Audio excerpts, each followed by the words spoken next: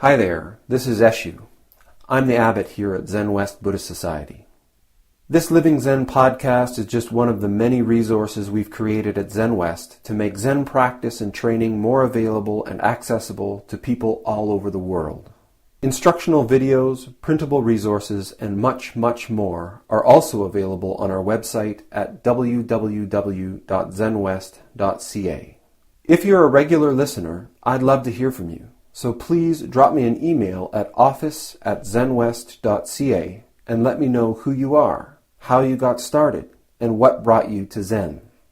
Everything we make available in person and online at Zenwest is only possible because of the support of our members and associates, people like you. If the efforts of our community are making a difference in your life, I'd like to invite you to show your support and take part in making it happen by becoming an associate or member of the Zenwest Sangha. You can do this by clicking the Join Us tab on our website at www.zenwest.ca. Thank you for your support, and thanks for listening. My name is Soshin, and I'm a junior priest with Zenwest.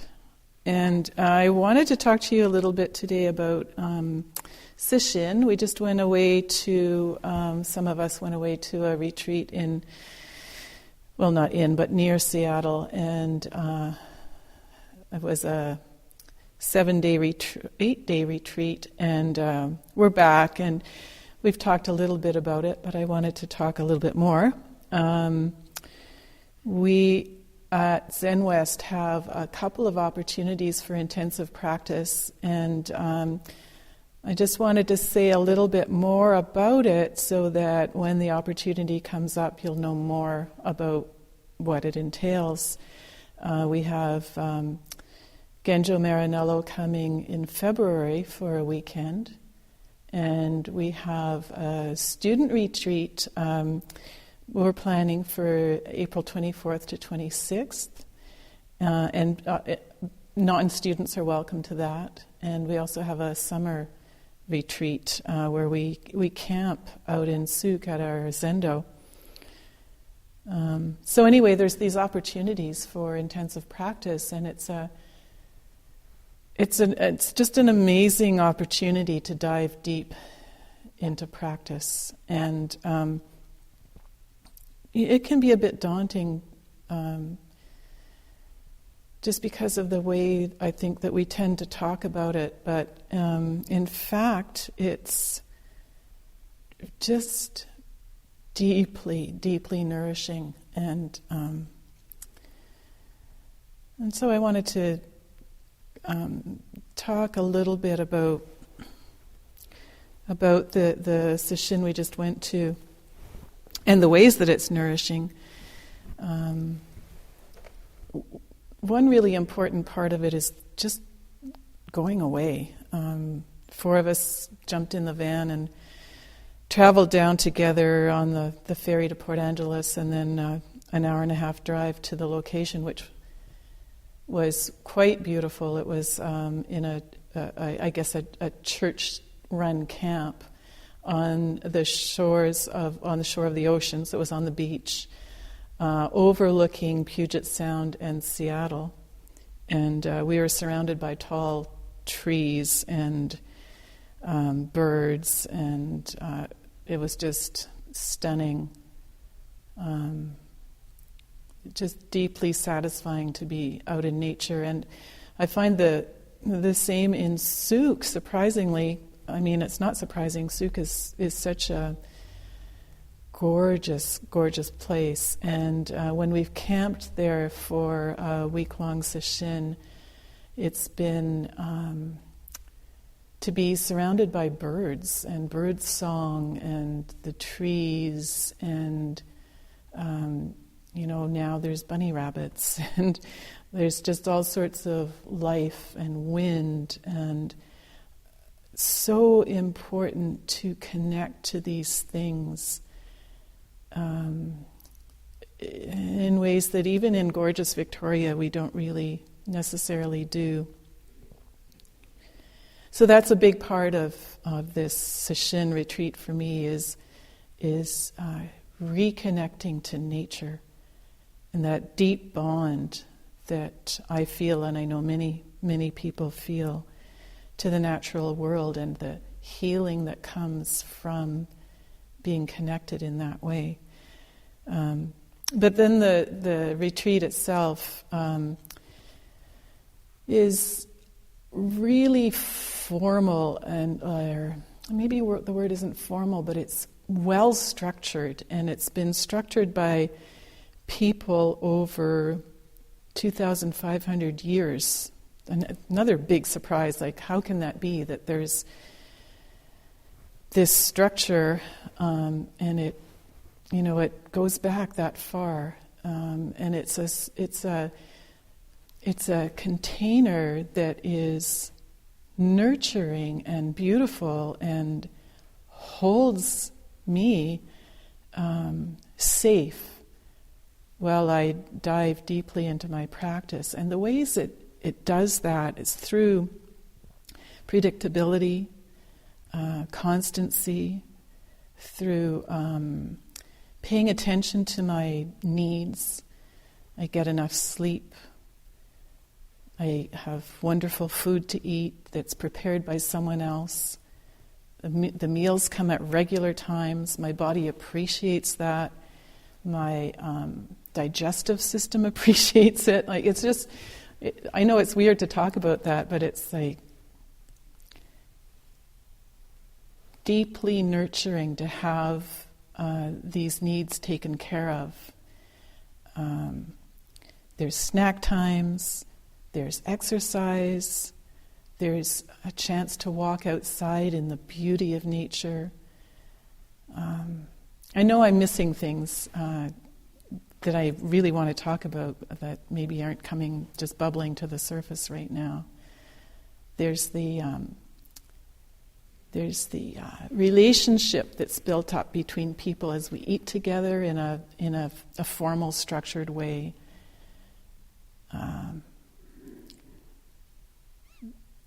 There's all the roles, the people that keep track of the time, the people that keep track of the heat and the lighting. Everything is taken care of. And it's all right there, plain to see that these people are working hard to make the retreat function properly. And so there's relationship there. And there's also a relationship in chanting, just raising our voices on a daily basis. Same chants, some of them in English so we can understand what it's about, but a lot of them in who knows what language that we don't understand, because it's about connecting to the sound and meeting the sound and creating the sound together as a group.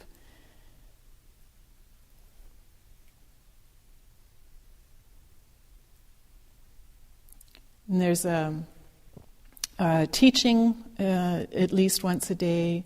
There's an opportunity to also meet individually with the teacher at least once a day. And these interactions are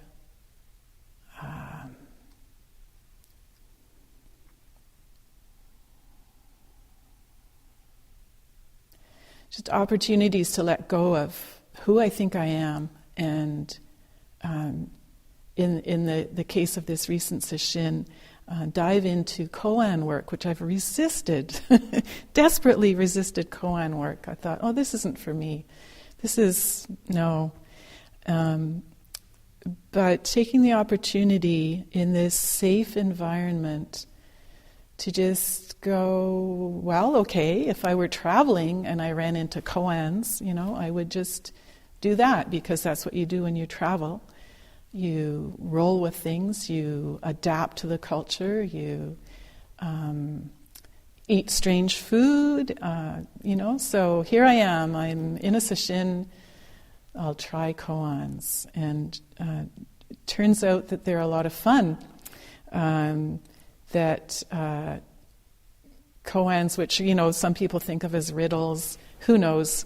I haven't done enough of them to really understand what's going on, except that I think that dropping out of my head, which is I've put a lot of effort into having a brain. I've got a couple of degrees, and I use my brain a lot because it's useful, but this is an opportunity to let go of that way of seeing the world, of opening up to perhaps the heart, or perhaps another portion of the brain, or anyway, more holistic way of seeing the world. And koan work is it puts me right up against it. Just be there in the moment, respond. Someone suggested that it would be really good to have an improv group before Soshin, just to get into the spirit of rolling with these chestnuts, these supposed puzzles or koans. But what comes out of that, or what came out of that for me, was an opportunity just to come to a place of deep acceptance of the human condition, deep acceptance of this squirrely mind that wants to put everything in its place, and deep acceptance of myself and whatever that is, and my foibles, and all the things that I've sort of dragged around in my life that I thought were me, but perhaps are just accretions like, barnacles or algae or something along those lines. I don't know. It's I think for me going into this kind of retreat is just opening up to a big question, like, here I am, curious, questioning, attempting to be in the moment, surrounded by a loving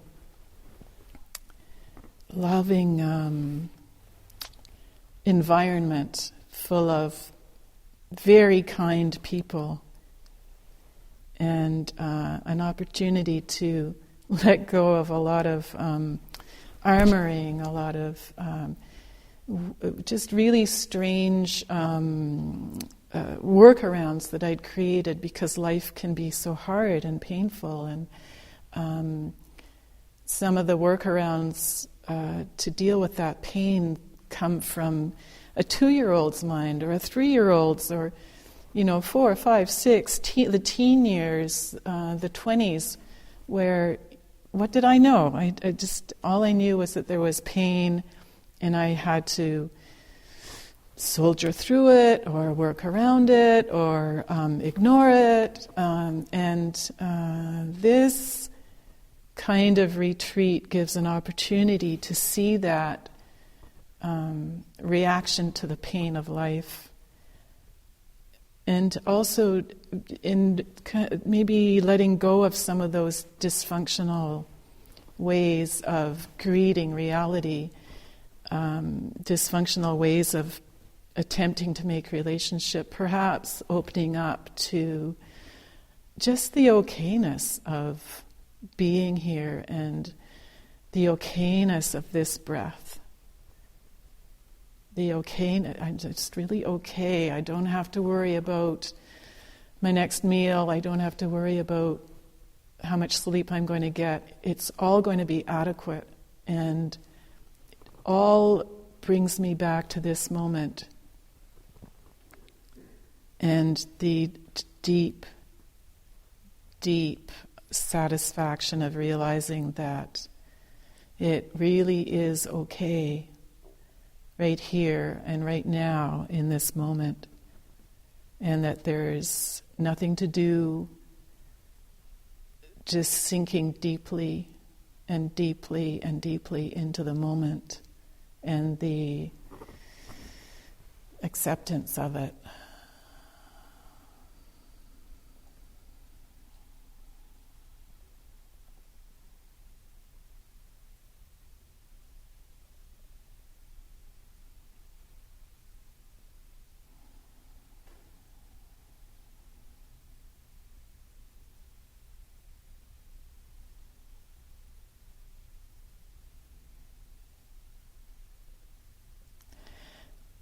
And what I found was that hanging out in that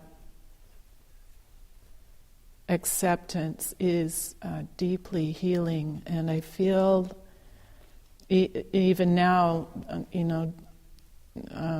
I guess a week afterwards,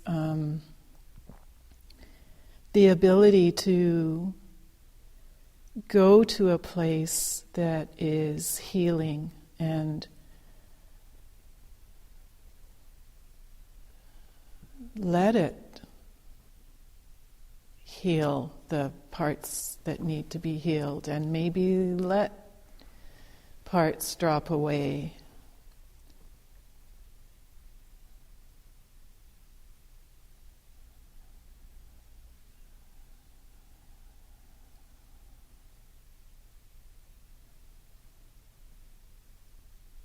And maybe surprisingly feel whole and complete.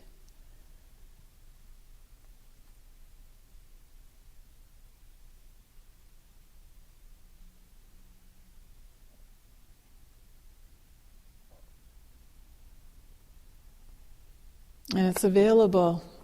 It's available to all of us.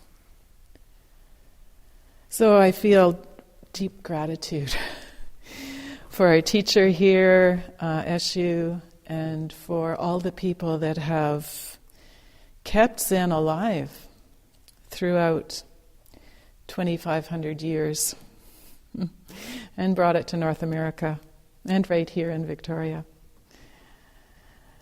And thank you all for being here and listening.